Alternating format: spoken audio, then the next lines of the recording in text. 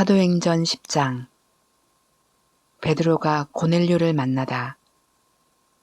가이사랴에 고넬료라는 사람이 있었는데 그는 이탈리아 부대라는 로마 군대의 백부장이었다. 그는 경건한 사람으로 온 가족과 더불어 하나님을 두려워하며 유대 백성에게 자선을 많이 베풀며 늘 하나님께 기도하는 사람이었다. 어느 날 오후 3시쯤에 그는 환상 가운데서 하나님의 천사를 똑똑히 보았다. 그가 보니 천사가 자기에게로 들어와서 고넬료야 하고 말하는 것이었다. 고넬료가 천사를 주시하여 보고 두려워서 물었다. 천사님, 무슨 일입니까? 천사가 대답하였다.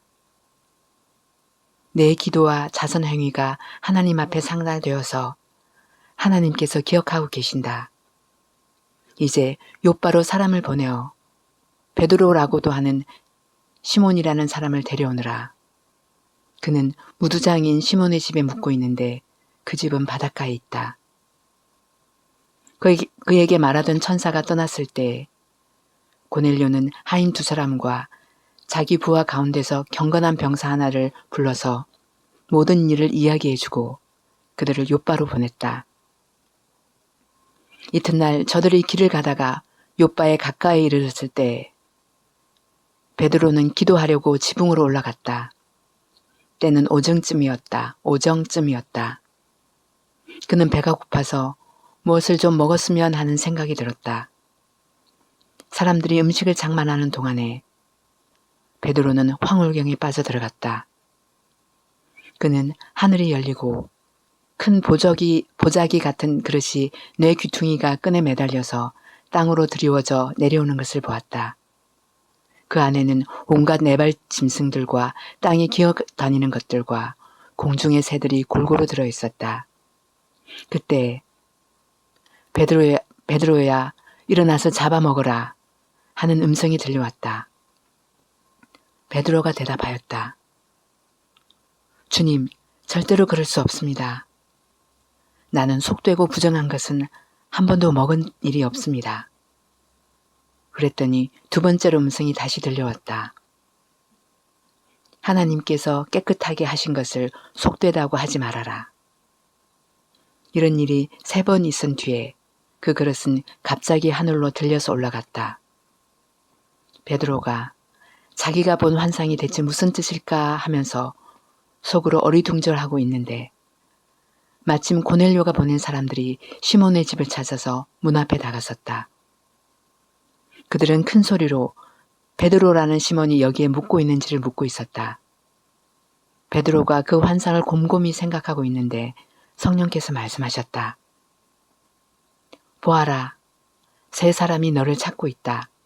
일어나서 내려가거라. 그들은 내가 보낸 사람들이니 의심하지 말고 함께 가거라. 그래서 베드로는 그들에게 내려가서 물었다. 보시오, 내가 당신들이 찾고 있는 사람이요. 무슨 일로 오셨소? 그들은 베드로에게 대답하였다. 고넬료라는 백부장이 보내서 왔습니다. 그는 의로운 사람이요. 하나님을 두려워하는 사람입니다. 그는 온 유대 백성에게 존경을 받고 있습니다. 그는 사람을 보내어 당신을 집으로 모셔다가 말씀을 들으라는 지시를 거룩한 천사에게서 받았습니다. 베드로는 그들을 불러들여서 묻게 하였다. 이튿날 베드로는 일어나서 그들과 함께 떠났는데 욥바에 있는 신도 몇 사람도 그와 함께 갔다. 그 다음날 베드로는 가이사랴에 들어갔다. 고넬료는 자기 친척들과 가까운 친구들을 불러놓고 그들을 기다리고 있다가 베드로가 들어오니 마중을 나와서 그의 발 앞에 엎드려 절을 하였다. 그러자 베드로는 일어나십시오. 나도 사람입니다. 하고 말하면서 그를 일으켜 세웠다. 그리고 베드로는 고넬료와 말하면서 집 안으로 들어가서 많은 사람이 모여 있는 것을 보고 그들에게 말하였다. 유대 사람으로서 이방 사람과 사귀거나 가까이 하는 일이 불법이라는 것은 여러분도 아십니다. 그런데 하나님께서는 나에게 사람을 속되다거나 부정하다거나 하지 말라고 지시하셨습니다. 그래서 여러분이 나를 부르러 사람들을 보냈을 때 반대하지 않고 왔습니다. 그런데 묻고 싶은 것이 있습니다. 무슨 일로 나를 오라고 하셨습니까? 고넬료가 대답하였다. 나흘 전 이맘때쯤에 내가 집에서 오후 3시에 드리는 기도를 하고 있었습니다. 그런데 갑자기 어떤 사람이 눈부신 옷을 입고 내 앞에 서서 말하기를, 고넬료야, 하나님께서 내 기도를 들으시고 내 자선 행위를 기억하고 계신다. 요바로 사람을 보내어 베드로라고도 하는 시몬을 불러오너라. 그는 바닷가에 있는 무주당이 시몬의 집에 묵고 있다 하였습니다. 그래서 나는 곧 당신에게 사람을 보냈던 것입니다. 그런데 이렇게 와주시니 고맙습니다. 지금 우리는 주님께서 당신에게 지시한 모든 말씀을 들으려고 다 같이 하나님 앞에 모여 있습니다. 베드로가 고넬료의 집에서 설교하다. 베드로가 입을 열어 말하였다. 나는 참으로 하나님께서는 사람을 외모로 가리지 아니하시는 분이시고 하나님을 두려워하며 의를 행하는 사람은 그가 어느 민족에 속하여 있든지 다 받아주신다는 것을 깨달았습니다. 하나님께서는 이스라엘 자손에게 말씀을 보내셨는데 곧 예수 그리스도를 통하여 평안을 전하셨습니다. 예수 그리스도는 만민의 주님이십니다. 여러분이 아시는 대로 이 일은 요한의 세례 사역이 끝난 뒤에 갈릴리에서 시작하여서 온 유대 지방에서 이루어졌습니다.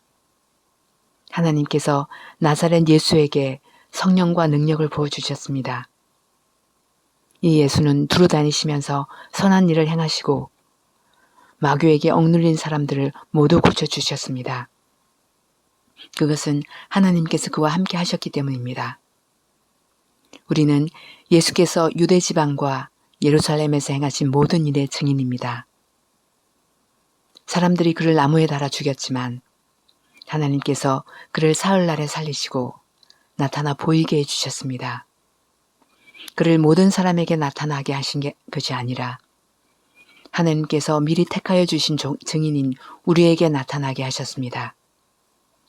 그가 죽은 사람들 가운데서 살아나신 뒤에 우리는 그와 함께 먹기도 하고 마시기도 하였습니다.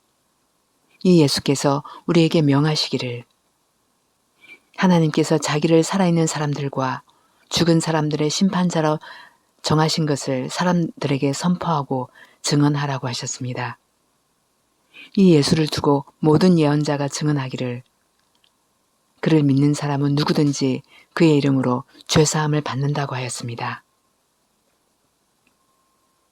이방 사람들에게도 성령이 내리다. 베드로가 이런 말을 하고 있을 때 그 말을 듣는 모든 사람에게 성령이 내리셨다. 할례를 받은 사람들 가운데서 믿게 된 사람으로서 베드로와 함께 온 사람들은 이방 사람들에게도 성령을 선물로 부어주신 사실에 놀랐다. 그들은 이방 사람들이 방언으로 말하는 것과 하나님을 높이 찬양하는 것을 들었기 때문이다. 그때 베드로가 말하였다. 이 사람들도 우리와 마찬가지로 성령을 받았으니 이들에게 물로 세례를 주는 일을 누가 막을 수 있겠습니까? 그런 다음에 그는 그들에게 명해서 예수 그리스도 이름으로 세례를 받게 하였다. 그들은 베드로에게 며칠 더 머물기를 청하였다.